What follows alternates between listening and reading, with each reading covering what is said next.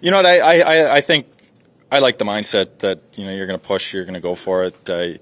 You put a little bit of risk, but like you said, it's a calculated risk. I think there's a certain amount of time that you probably need to lose the face off absolutely clean, and the guy needs to hit a one-timer through a bunch of bodies. So, I think they have a number in their head where the goalie will come out. Otherwise, you probably don't see that alignment.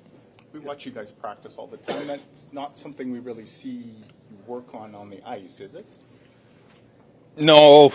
I think that one's more just to feel like, obviously there's some offensive zone plays that are talked about before game, and every line kind of has different looks to, maybe confuse the defense or things like that. But I think those alignments there, that's just growing up playing the game, you kind of know the spots you need to go to score, and with that limited time, sometimes if there's a little more time, guy comes off the wall and you can hit a guy backside. But I think under 3 seconds, it's got to be a bang play. There's a lot of talk in preseason about the importance of special teams. You guys spent a couple full days working on it, 3 for 3 on the PK today, and then obviously a big power play goal in overtime.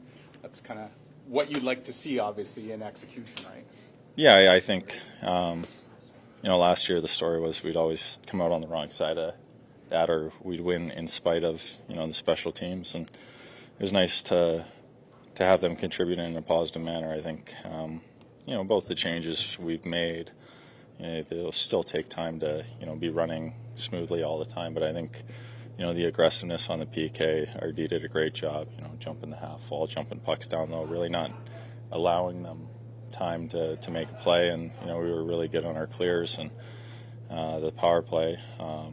I can't say enough good things about how they've managed in the first 3 games. A couple goals in Edmonton, a big one tonight. So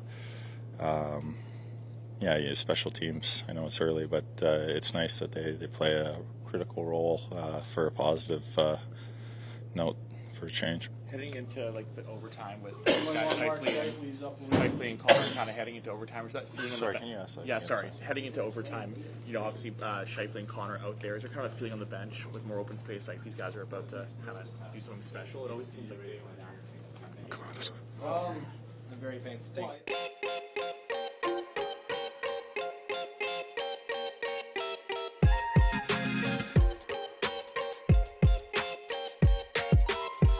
Big 4-on-3. How does that kind of look and feel different than the ones that you practice all the time? Yeah, we've spent time on it, but I feel like you kind of need to get out there for one to actually, to actually experience it, to see what it feels like. So I made a crappy play right off the bat, which I was pissed about, but obviously, we made up for it, and Casey ripped one home. Have to ask. I mean, how many times have you seen a face-off play at the end of the first period in your imagination, and then how many in real life before tonight? Yeah, there's not many of those that come out so perfectly like Laus drew up. That was awesome. It kind of reminds me of I think Toffoli scored one against Boston way back in the day. That's probably one of the only ones that comes to mind. But when it comes up like that, it's pretty cool. Did you say Adam drew it up? No, well he won the face-off. It was just kind of I drew up, of course. Do you like the aggressive goalie pull in that situation, Mark? I think with that little time on the clock, it makes it next to impossible to actually get the puck down the ice unless you rip it 300 miles an hour, which I don't think is happening. So I think that it comes down to just the amount of time that's on the ice. But obviously, I love it today. Is there a time that is it 3 seconds? Is it something does coach say, "Hey, Pelly's coming out"? How does that come into effect? I don't know. Just go ask Arnie. Big milestone the other day, milestone game for you today, Mark. Can you sort of just put into words what it meant to get to 800 here today? Yeah, it's obviously special. I very honored and blessed to obviously play in this league for this long. It's it's a tremendous honor, and I've been lucky to be with. I'm very thankful to Winnipeg for having me for this long, and it's it's obviously very, very humbling, and very honored to to play 800 games in the NHL. We should ask you the other night too, but next to Dale, you're the only other person to wear a Jets jersey to have 300. I mean, what does it mean to be in that company, given the relationship you guys had? Yeah, obviously it means a lot. Drive by a statue every day and think about him. So obviously, I know he's up there watching down, and hope is proud. How'd you, what went through your mind when the crowd was giving you an ovation in that TV timeout in the first period? Yeah, it's so special. Having the fans that we have in Winnipeg. This community is so gracious to us and so awesome. It's to obviously hear them cheer like that is, gives me the chills. It's a huge honor, and hopefully many more. Would you describe the penalty kills work, Mark? 5 for 5 to start the year. Yeah, it's great. Obviously, it's still early, so a lot of great plays. Obviously, on the last penalty kill, Neil made a tremendous play. Even Al winning a face-off. A lot of little plays that went in there. Shut down a pretty lethal power play. So obviously that was great. Mark, is there something inside you maybe that when you kind of feel the clock ticking down, the juices flow a little more than at other parts of the game?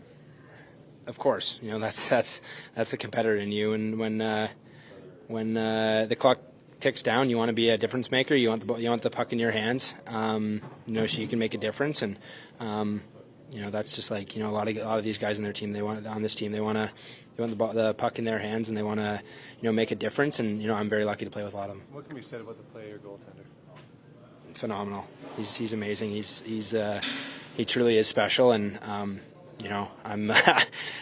I'm very, very lucky to be on his team for this long and another 7 more years. So that's another guy I'm very thankful for. Remind me what you remember about Game 1, Mark, this 800-game journey. I remember Hal Gill sitting on me at the blue line. I remember, obviously the crowd, for warm-up was insane. It was, I didn't do a whole lot. It was pretty brutal that game, but, the nerves were there. But I think the one thing I remember is Hal Gill sitting on me.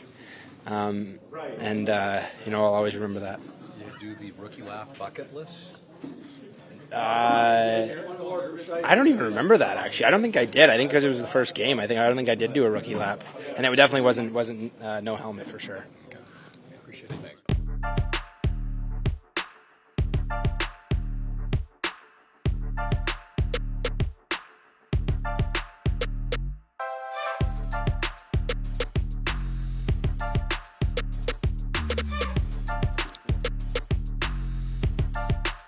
You can see the work that we've done. PK was excellent. Kind of got us momentum there at the end, and obviously to draw a penalty, get a 4-on-3 in overtime. On your winner, did you see a sliver of opening there? Yeah, a little bit. No, exactly where you wanted it? Gabe was actually backdoor, and I kind of found the goalie kind of leaning, almost respecting that, and a little bit of room, so I figured why not. That's an example then of the ideal power play, right? Just with the weapons you have, that you can't necessarily cheat too much on one option because it opens up another one. Yeah, we always talk about having options and reading what the defense is taking away and what's open, and we have something that we may start with, and they depending on how they kill, they may adjust, and we got to be ready to be fluid and take what's available. Kyle, what do you think it is about this team's tendency over the last couple of years to be able to kind of beat the clock at extremely important times? What do you mean by that? Well, just the way that Mark gets that goal under the wire, does it last game. I remember AJF doing it last year. You guys have had a lot of games where you kind of push and score with seconds left on the clock. Why is this team able to do that? I think there's no give up, no quit in this group. No matter what it is, we stick to the same game plan. We're calm, and even down 1-0. The last game to Chicago, we knew it was coming, and some nights it goes our way. We're able to find one with 1 minute to go, and we're able to get one there at the end. And to catch teams not being ready to. We stress a lot in face-offs, and Shife's a huge goal, and it's attention to detail. We've stressed it from day one, and everybody did their job there, and Shife was able to finish it. Speaking of Mark Scheifele, Kyle, you've been along for a lot of the 800-game ride. How would you describe his growth as a player and his start to the season? Yeah, I was joking. I say he's an old guy now. I mean, it seems that way, 800 games. But it seems like he's getting better every year. The way he takes care of his body, it's been a real privilege to be a front row seat to watch him grow, and kind of the mentorship that he's had on everybody in this room, pushing to get better, striving, just healthy habits, eating, on the ice early, practicing. He's got a real brilliant mind in that way, and he's always curious and wants to get better, and it's been really fun to watch, and he's had a big impact on my career as well. Well, 3 games is obviously a fairly small sample size, but safe to say you guys have just given up the 2 goals in 3 games, that you are very much sticking to that defensive identity that became such a staple of last year's? Yeah, I think so. I mean, we've stressed about it from day one. I think that's kind of our identity. You know, teams have go out, 30, 40, 50, 60 games in the year, and they don't know what kind of identity they're in. They are as a team, and I think we have a good starting point from the last 2 years of building that, of who we are, and what that looks like. And if it's not there, we know what to get back to. Are you willing to share? You talked about things you've learned from Mark, but a Mark Scheifele food tip or prep tip? No, I'm nothing off the top of my head. Sorry. All right, let's go.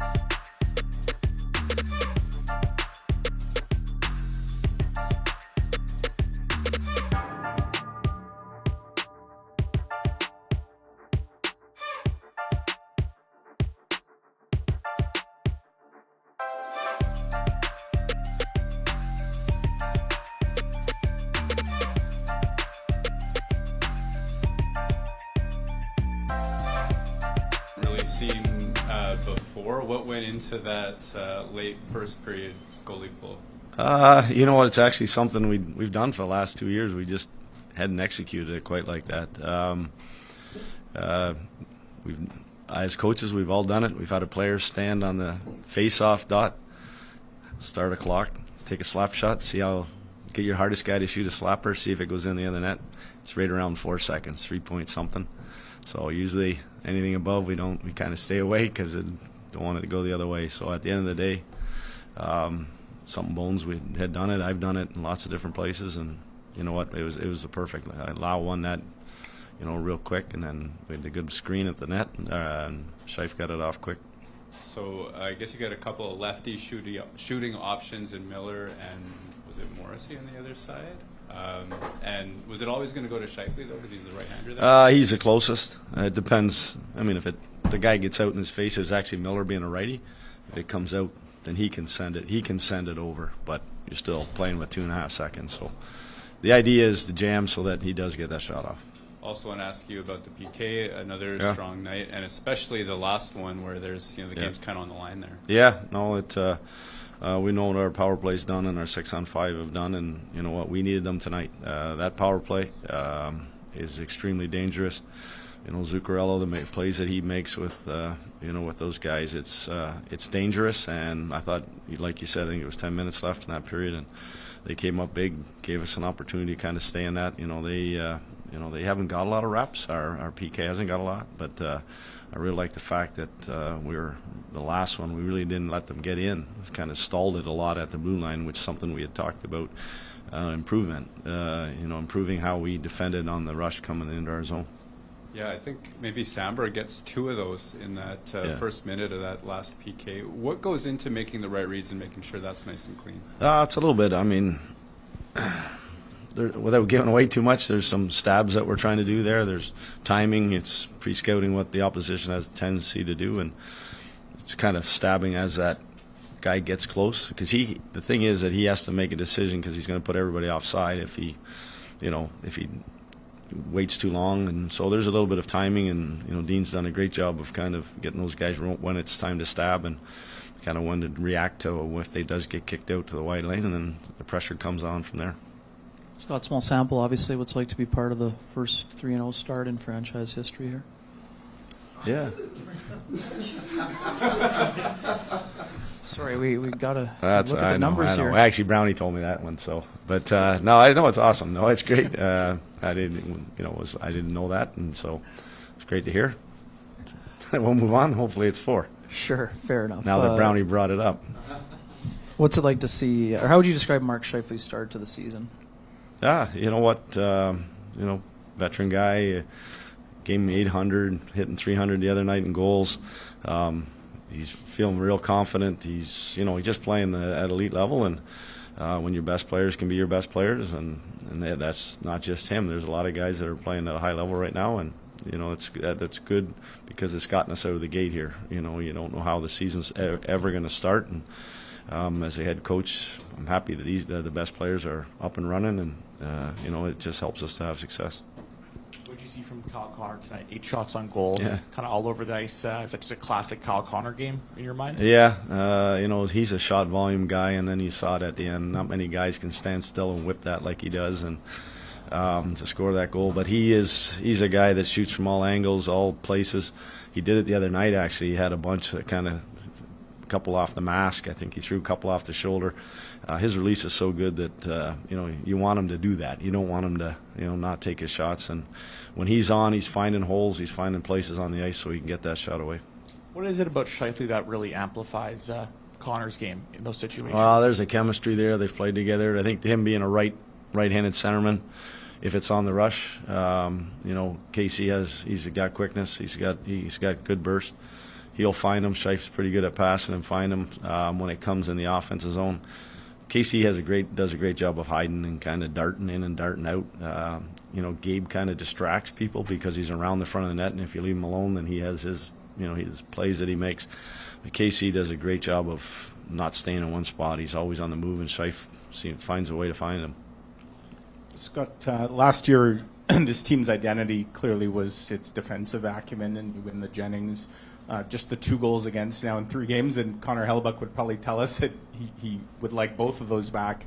He always seems to say that when he lets. But that's obviously something your group has not abandoned whatsoever, even if you've fallen behind in these last 2 games, haven't kind of opened it up. So I imagine of the many things you're liking about your club, sticking to that identity is up there. Yeah, and right from day one of training camp, we weren't going to get away from that. That has become our identity. It's something that anybody that was here 2 years ago, it's what we tried to ingrain in them. That's how you win in this league, and you start there, and then all the other things have to come into play too. But if you can't defend, you're going to make for long nights.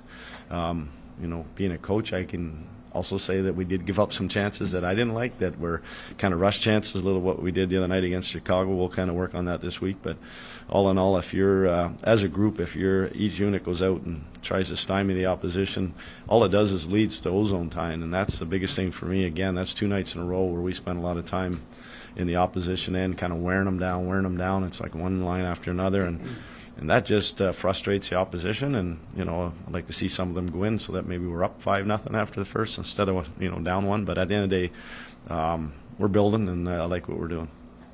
What does a team need to have or need to do, or the mindset it needs to have to be the kind of team like yours that last year and already early on this year kind of is able to push it right to that last bell and be like at their best at the most crucial time? Yeah, I mean, we're not playing it that way. Sometimes the other goalie has something to do with that, but at the end of the day, we're not out of it. We have enough weapons. We feel that we can score goals. We stay in games. If teams want to sit back on a lead, we're going to pressure. We're going to keep coming after you, and hopefully, we've been fortunate. We obviously the last 2 we've got chances, to score like we did the other night, 6-on-5. Tonight we drew the penalty. So at the end of the day, it's just sticking with your plan, not getting away from it, and all of a sudden deciding that because you're down a goal or 2 that you're going to change how you play. I mean, like we just talked about, our defense gives us the puck all the time, and whether that's how hard we pressure in the offensive zone through the neutral zone, obviously in our D zone, that's what gives us the puck back, and that allows us to go and attack. And when we're on the attack, I think we're one of the best teams at it. So it's probably building on that point, but since you've been here, how have you seen this team's growth when it comes to its comfort level in these tight, grinded-out games? Well, yeah, that's kind of the learning curve, that if you're going to play the way we play, that's the growth that has happened, and it's buy-in. The biggest thing I think that probably can throw at all the guys that are big minute guys is the buy-in that we're getting from those guys, and whether that's defensemen, whether that's forwards, they know that, okay, what is my recipe to have the puck on my stick more often, and they're buying into that, and that's how it's happening. We're having success with it. Yeah, and just going, two. Just going back to Mike's question about like the start, the buy-in and all that. Like I was talking to Kyle Connor yesterday, and it's been there from the get-go this year. Is that different than it was the last couple of years? You didn't have to find it. Like it doesn't seem like you have had to kind of find that foundation. Yeah, we had to do a lot of teaching in the last couple of years, and a lot of repetitious things so it became ingrained. And when we came to camp this year and we started talking, and we've had a couple of, let the players talk, let the veterans talk. I've had, our leadership group in the room. It's KC, it's Scheif, it's JMO. The other guys are talking about how we're defending, how good we are without the puck.